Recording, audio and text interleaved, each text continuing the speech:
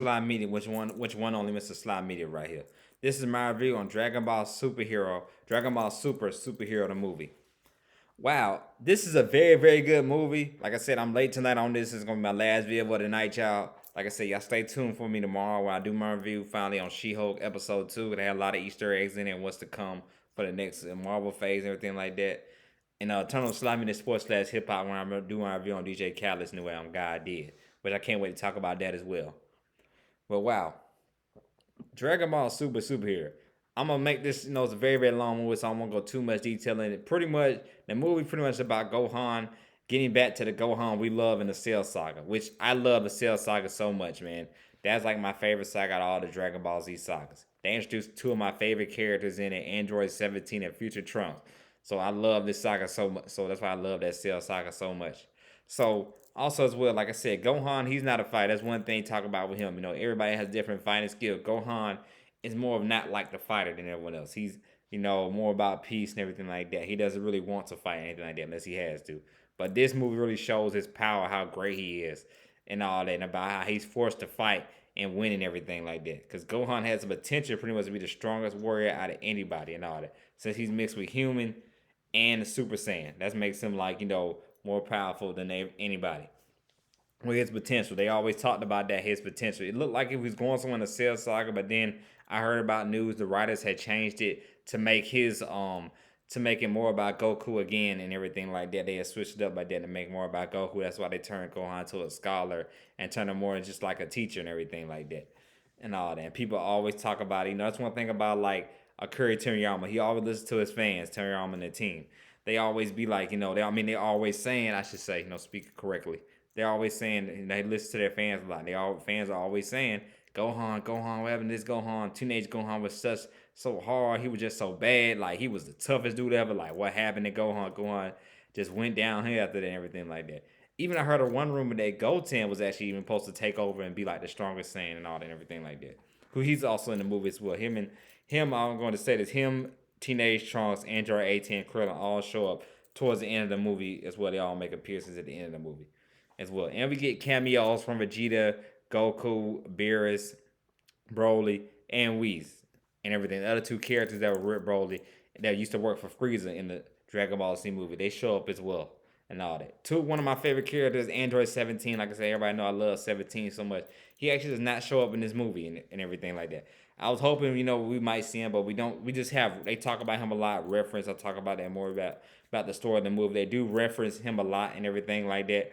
But because about the whole thing with Dr. Jerome and the androids and everything like that. So they do reference Android 17 a lot, but they do not. He's not in the movie at all. And also, they do show something of Future Trunks when he sliced up, which is an awesome bad moment.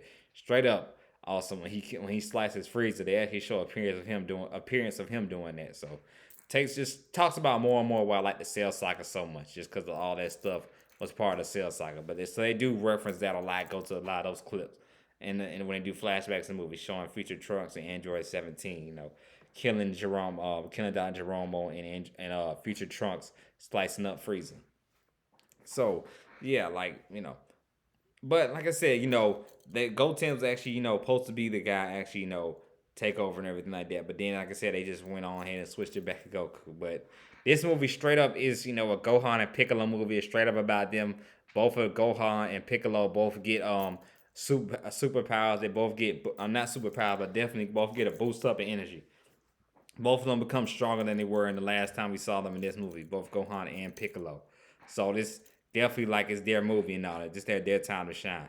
At first, I even know the writers. I read something on the article saying the first movie was just supposed to be about Gohan, but then they switched it up and made it just supposed to be about Piccolo, but then one of the writers changed it, said they want to have Gohan too and make an appearance and everything like that. I guess one of the writers, he was listening to his fans, and he felt like, yeah, let's go ahead and make this, about Gohan as well as add Gohan to the movie. Because first supposed to be about Piccolo movie and his power up and all that, which does make sense. The first person we do see is Piccolo and everything like that. We see Gohan, of course, later on in the middle of the film, but most definitely, like, yeah, the one of the writers they changed it, said let's add this about Gohan, let's put him in there as well, because Gohan and Piccolo, they have that father son relationship and all that. Even though correctly they're actually really only 2 years apart from each other, so it's more like a big brother type relationship and everything like that, because they're really only 2 years apart from each other. But like I said, Piccolo has treated Gohan, of course, more like a son, helped raising him and everything like that, and all and everything. People always get on about Goku being a bad father and all that, which he is. He definitely is a bad father. Ain't no doubt about that. But for sure, like most definitely, like go most definitely like Piccolo's been more the father than Goku has to Gohan, and like I said, it definitely shows in this movie how he gets Gohan to train, make him become powerful, and everything like that. So the movie starts off with Doctor Hidu pretty much. He's a guy that's a genius in prison and everything like that. And Magenta, who's like the son of the guy that hails the Red Red Army, they end up pretty much kind of finessing and tricking Dr. Hentu to create these androids and all that, named Magnum 1 and Magnum 2, pretty much to like kill like to pretty much like to kill like Bulma and the rest of the Dragon Balls by convincing Dr. Hindu like, oh, these are evil, they're bad, everything. Like showing them clips of Trunks killing Vegeta, Android 17 killing his grandfather and everything like that. So pretty much like, he tricks them, finesse them, end up creating this thing called Cell Matrix, which is a big thing. And these two androids, Magna 1 and Magna 2, and all that. Piccolo ends up finding out about it because one of that Magna 2 ends up coming trying to fight Piccolo and everything like that. So Piccolo disguised himself as one of the military guys because Magna 2 thinks he's took him out already, everything like that. And Piccolo's like, oh, can you call, Bulma and Vegeta? Bulma tells Bulma, can you call Vegeta and Goku and all that? And we see Goku and Vegeta out training and everything like that. So they're all the way another planet training all that and everything like that. And Luis, and when Bulma tries to call Luis, the ice cream is covering up, so he doesn't see that she's calling him or anything like that. But we see Goku, Vegeta, and Broly all train everything like that. And they're telling Broly to watch, Goku, Vegeta train and fight and everything like that. Like I said, Beerus another secretly one of my favorite characters I like too as well. I do love Beerus so much, like his personality and all that. He's one of my favorite characters also. But Goku and Vegeta just training, just gonna fight each other now to see who wins in a battle and everything like that. So none of them notice what's going on because they're all the way, like I said, on another planet and everything doing their thing, and they can't see Bulma's calling them or anything like that.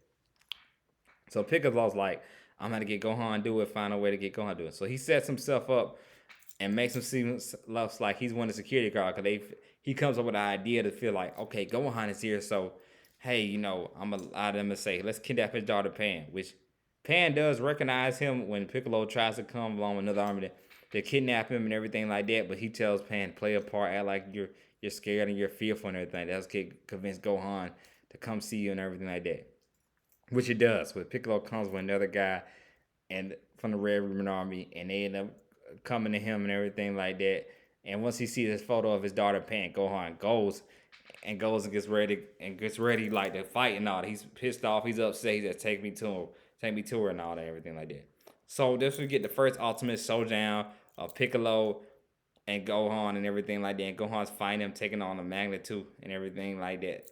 Magna 1 and Magna 2, getting on his powerful, and we're showing like, his not Ultra Instinct, I'm tripping, that's Goku, but seeing him doing his ultimate Gohan form and everything like that. And he's fighting and getting, getting ready, getting tensed up and all that. Also tells me to call back. That's one thing I didn't like about the Buu saga. The Buu saga was a saga where we saw Gohan fighting and we thought Gohan was going to take down Kid Buu and all that. Majin Buu, Kid Buu so badly, but he ends up getting his butt whooped. And since then, Gohan's been downhill since then to me, since that Buu saga. That's why I don't like the Buu saga that much. Cause after that Buu saga, Gohan was never the same after that. That's why I don't like that Buu saga. But go back to what I'm talking about with the film, with the movie. So they're fighting and everything like that. So boom, like, Gohan reaches potential, gets, powerful and all that and everything like that. But then when they do 2-on-1 and all, that's when Piccolo jumps out and Pan gets underhand because Piccolo jumps in and reveals himself and everything like that. Found out he didn't die. That's when he gets to fight and fight. And Piccolo gets a huge boost of power and all that. Because also one thing I forgot to talk about with Bulma is when they grab, they both Piccolo, because Bulma collects Dragon Balls for actually her own personal needs, getting cosmetics done to her face, her body, and everything like that. So she has all these Dragon Balls making these wishes. And Piccolo tells her, oh, well, why don't you using this, being selfish for yourself? Let me use the Dragon Balls and make a wish. So he summons Shenron, and Piccolo gets a huge power boost. That's how he talks to his sensei and tell him that's how you can get a power boost. If you talk to Shenron and make a wish, and Piccolo gets an upgrade and gets a boost of power. Right then when he looks like he's down and out, gets thrown down by Magna 2 of the Magna 1 of the androids. He summons up, gets powerful, and boom, like And boom, has this new power and stuff called Orange Piccolo. I don't know if you call it that, but he turns his orange power. He ends up getting a huge power boost, ends up fighting and taking, you know what I'm saying, taking them down and everything like that. With one hit, he ends up knocking out the android and all that and everything. So everything goes kaboom because Magneto and Carmine's like, oh man, we got the Summer Cell Matrix and all that. They're taking them down the androids and everything like that. Dr. Hindu is like, nah, you lied to me. Nah, you trying to play me. That's only why you did that and everything. And Magnum 1 and Magnum 2 of the androids, they find out like, oh, okay, so they're really not bad guys. We don't harm kids. It doesn't feel right. Because they have, they were created by Dr. Hindu pretty much to be like superheroes. And they realize this is not right. This is not good. They're not the bad guys here. So pretty much like once that happens, that's when like pretty much Dr. Hindu and Carmine get to a fight and everything like that. With the Bumblebee, with the Bumblebee, Dr. Hindu has, it does end up killing, which Dr. Hindu talks about again in the film, saying that bee, my bee I can kill you with an instant stung. And it does kill Dr. Magnetic when he stings him with the bee and all, when they end up getting into a fight and all that. But right before he dies, his one last thing, he pulls the button down and he summons Cell Matrix. And that creates us a whole big thing and all that. And that's when we see the pop up of Krillin, Android 18, not Future Gohan tripping, but Krillin, Android 18, Goten, and Trunks and everything like that. Like I said, I do like Trunks, Teenage Trunks as well and all that. Like I said, because Vegeta Trunks, those are like one of my two favorite characters. Also, without the whole Dragon Ball series as well and everything like that. But we do get like a teenage, so we're getting closer and closer to like what Dragon Ball Z ended off with, back in 2003 and everything like that. But because we are getting older Trunks and Goten, a teenage Trunks and Goten. I think first time in film too, we got a teenage version of Goten and Trunks, so they show up as well and all that. So they all show up and everything. Even Bulma makes this a joke saying all the strongest warriors show up along with Krillin as well. So I'm just they ain't gonna dog boy Krillin like that. Just gonna dog him like that. But so they all team up and everything like that. And Cell makes like he's fired. He's too much to handle and everything like that. Even featuring Trunks and Goten do tanks and everything like that. Even though it's kind of a fail, they can't turn Super Saiyan and he's chubby now and all that and everything. So funny callback to that though. But also, but like I said, also as well, we do get like Magna 2 and Magna 1, they both decide, they said, hey, the thing to do him is the headshot. That's the only way you can get to him. That's the only way you can beat him down, doing a headshot and everything. Because that's why Dr. Hindu created him. Dr. Hindu created him so he can just create him just in case he had to kill Cell Matrix. He would have, a way you can kill him, and that would be the head. And that's to the head. And Dr. Madam sacrificed himself, saying, I'm going to do one final blow to his head using all my energy and power. And y'all go off then. So he's the real hero about it when he does that. He sacrificed himself pretty much to take them all down. Sacrifice himself to take down Cell Matrix by using his all the power going to the head. That cracks him a little bit, but Cell Matrix is still going on, still going powerful and stronger. So Piccolo decides that tries to go to Giant Piccolo when he sees Cell Matrix trying to step on Dr. Hindu and Magna 2 as well, Magna 1 as well, because Magna 1 is hurt too as well, trying to fight him and everything. And then Krillin tells him, remember you went into the tournament and all that, do Gigantic Piccolo and all that. And Long Piccolo with his new orange form turns into Giant Piccolo and fights him. But Cell Matrix still holding his own, still able to get him. And Piccolo tells him, hey man, I'm going to give you my last sensu bean, and I'm getting tired. Because he tried to give him a sensu bean earlier, but with Gohan without his glasses, couldn't end up dropping everything like that. But Piccolo said, I was going to say this one for myself, but I'm going to give you one energy. And that's when like he gives him that Piccolo. That's when Gohan enters this new powerful form and everything like that, and just goes boom like. Because Piccolo tells him like, Gohan, you have the potential to be stronger and be better than anybody and everything like that. Like I said, believe in yourself and all that and everything. I'm getting this sense of being. And Gohan turns his new form and all that, and Cell makes sure try to give him one shot, and Gohan just tags it on like it's nothing. It's just like, oh man, just see it in theaters. That scene was just so epic. I loved it. I was cheering up in the crowd when I saw that scene, and Gohan takes him down, everything like that. And along with Orange Piccolo as well. Piccolo in his new form grabs him and holds him and all that. And Gohan does his huge sense of being power and just takes him down and everything like that. And defeats Cell Matrix and all. So pretty much like at the end of the movie, like Piccolo tells him, like Piccolo and Gohan both talking. Gohan even said even Chin and Goku were here, they wouldn't be able to probably powerful enough to stop him. And that's why Piccolo says in the movie. That's why it's important for you to train a little harder, Gohan, and everything like that. Because he's like, how you learn that power skill? He said, oh, I do train secretly, and all and everything by myself. But that's why Piccolo said, Gohan, you need to train harder for stuff like this if it comes and it happens and all that. Because like I said, Gohan has the potential to be the strongest warrior out of everybody at all. People all talk about in Dragon Ball Z, the writers and all that, Gohan has potential to be stronger than anyone. So for stuff like this, and this movie really showed it and everything like that.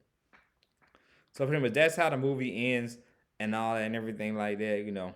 And Pan finally shows Gohan and Piccolo she knows how to fly and everything like that. So that's like I said, that's how the movie ends. And then we go back to the callback in the mid credit scene. We see Goku and Vegeta both fighting, and Vegeta gives Goku one last blow and then knocks him down.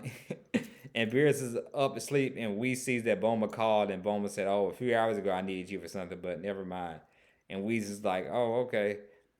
And then the girl, I forgot her name. The girl is looking at Broly and the other guy saying, "Oh man, I'm glad this fight is over. I want you guys through with it too."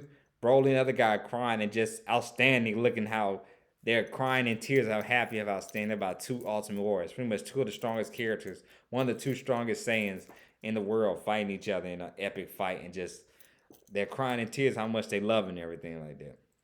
So overall, that was pretty much the end of the movie. Like I said, good, solid movie, Dragon Ball Z.